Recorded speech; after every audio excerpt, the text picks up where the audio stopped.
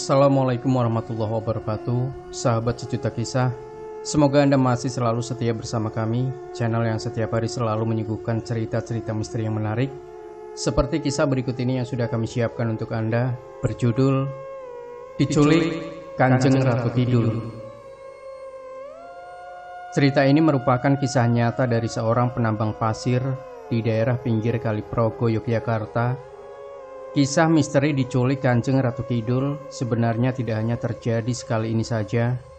Namun dari seluruh cerita menyeramkan itu, cerita inilah yang masih hangat diperbincangkan warga sekitar Kali Progo. Seperti apa awal kejadian yang menghebohkan tim SAR gabungan ini? Langsung saja kita simak cerita selengkapnya. Sebagai seorang lelaki yang bertanggung jawab, tentu berharap mampu memenuhi kebutuhan keluarga, baik istri maupun anak-anaknya. Begitu pula yang diharapkan Kang Wandi. Ia bekerja keras tak kenal lelah sebagai penambang pasir di Kali Progo. Meskipun resiko yang ia hadapi tak sesuai dengan hasilnya, namun Kang Wandi tetap bekerja tak kenal lelah guna memenuhi kebutuhan keluarganya. Lebih-lebih anak sulungnya kini sudah masuk bangku SMA, sehingga kebutuhannya semakin bertambah. Sekitar bulan November tahun lalu, tepatnya pada musim penghujan, keadaan Kali Progo sangat mengerikan karena banjir kiriman dari lereng Gunung Merapi. Tak heran jika para penambang memutuskan untuk tidak mencari pasir, mengingat resiko yang dihadapi lebih besar. Hal ini berbeda dengan Kang Wandi. Pasalnya ialah satu-satunya tulang punggung keluarga. Pada suatu hari, Kang Wandi merasa harus turun ke kali untuk mencari pasir. Meskipun air sungai terlihat besar dan deras, cuaca mendung serta angin yang besar seolah mengabarkan bahwa sebentar lagi akan turun hujan deras. Namun apalah daya, meskipun telah disarankan teman-temannya untuk berhenti mencari pasir, ia tetap bersikeras mondar-mandir berenang ke tengah kali untuk mencari pasir. Menurut penuturan beberapa temannya, sekitar setengah jam Kang Wandi memaksakan diri untuk menambang pasir. Tiba-tiba ia tak terlihat lagi. Teman-temannya yang berada di lokasi pinggir Kali Progo berusaha mencari dan menyisir sungai, namun tak membuahkan hasil. Karena yakin bahwa Kang Wandi terseret arus air sungai yang deras, akhirnya mereka memberanikan diri untuk melapor kejadian tersebut kepada tim SAR untuk memberikan bantuan pencarian. Selain itu ada pula yang menghubungi keluarganya perihal musibah yang dialami oleh Kang Wandi. Suasana semakin mencekam tatkala istrinya mencoba untuk datang ke tempat suaminya biasa mencari pasir. Di pinggir sungai ia hanya menemukan celana panjang, handphone dan ikat pinggang milik Kang Wandi. Tangisan serta raungan sang istri tak lagi dapat terbendung hingga ia jatuh pingsan. Sampai di sini tak ada seorang pun yang mengira jika Kang Wandi tengah diculik Kanjeng Ratu Kidul, penguasa pantai selatan Jawa. Di lain sisi, tim SAR gabungan dari Provinsi DI Yogyakarta tengah sibuk menyisir aliran Sungai Progo, mencari keberadaan lelaki parubaya yang diduga kuat terseret arus banjir. Hari pertama usaha tim SAR tak membuahkan hasil karena terkendala cuaca yang ekstrim serta aliran sungai yang deras karena banjir. Pencarian tim SAR masih berlangsung hingga 3 hari lamanya, namun usaha mereka sia-sia belaka.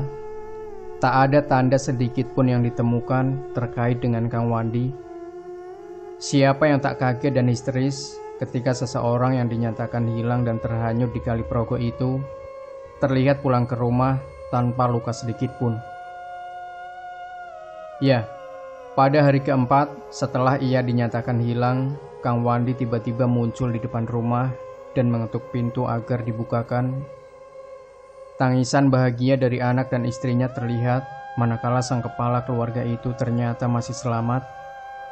Istri dan anak-anaknya memeluk erat Kang Wandi seolah tak ingin terpisah kembali. Sepulangnya Kang Wandi lantas bercerita bahwa selama 3 hari 3 malam dirinya diminta oleh seorang ratu untuk membantu kerepotan kerajaannya yang sedang mengadakan acara besar. Bahkan Kang Wandi pulang membawa segepok lembaran uang ratusan ribu rupiah dan mengatakan itu upah dari kerajaan tersebut. Rupanya Kang Wandi selama menghilang ini diculik Kanjeng Ratu Kidul untuk membantu acara yang sedang diadakannya di Kerajaan Gaib Pantai Selatan. Kisah misteri diculik Kanjeng Ratu Kidul ini sontak menjadi buah bibir warga sekitar.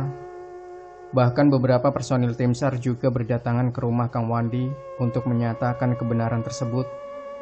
Banyak pula para wartawan yang datang silih berganti mencari tahu kebenaran berita yang menghebohkan Jogja itu.